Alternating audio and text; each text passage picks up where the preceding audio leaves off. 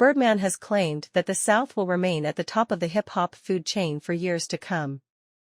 The Cash Money Records co-founder recently sat down for an insightful conversation on the 85 South show, where reflected on Southern hip-hop's early struggles in the 1990s be taken seriously by the East and West Coasts, who at that time were the dominant regions. The East and the West was the last two places that would embrace our music if you were from the South, Birdman said. It's always been a competitive thing for us with them, 'cause they felt like they was better than us and we felt like we was better than them, especially in our neck of the woods, the South.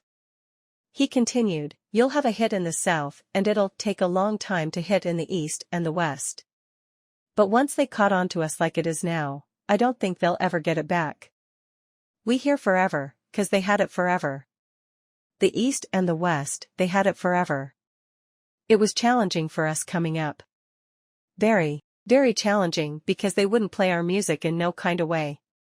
Birdman then gave props to Jermaine Dupri for kicking down doors for Southern hip-hop. Jermaine Dupri really broke that barrier for us down south, 'cause he went up there and really made them play our music 'cause they wouldn't play our music at all, he said of the So Def hitmaker, who in addition to his solo success played a key role in the careers of Da Brat, Criss Cross and other 90s rappers. I got a lot of respect for Jermaine Dupri. They wouldn't play our music and Jermaine Dupri went up there and was fighting for us.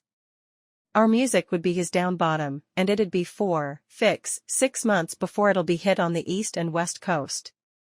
But now, it ain't like that.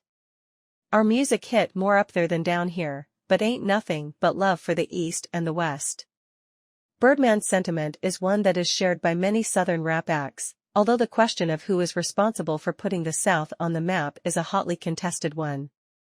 During an interview with All Hip Hop last month, CeeLo Green said that his legendary Atlanta rap group Goody Mob deserved credit for paving the way for Southern rap's eventual dominance. I think that's definitely our contribution to the culture and to community, being able to spearhead and set into motion the rise and reign of Southern hip-hop, he said. We fought those first wars, and we fought for the civil rights and the equality of hip-hop. And with that equality, we gave the sentiment and the sound a certain kind of quality.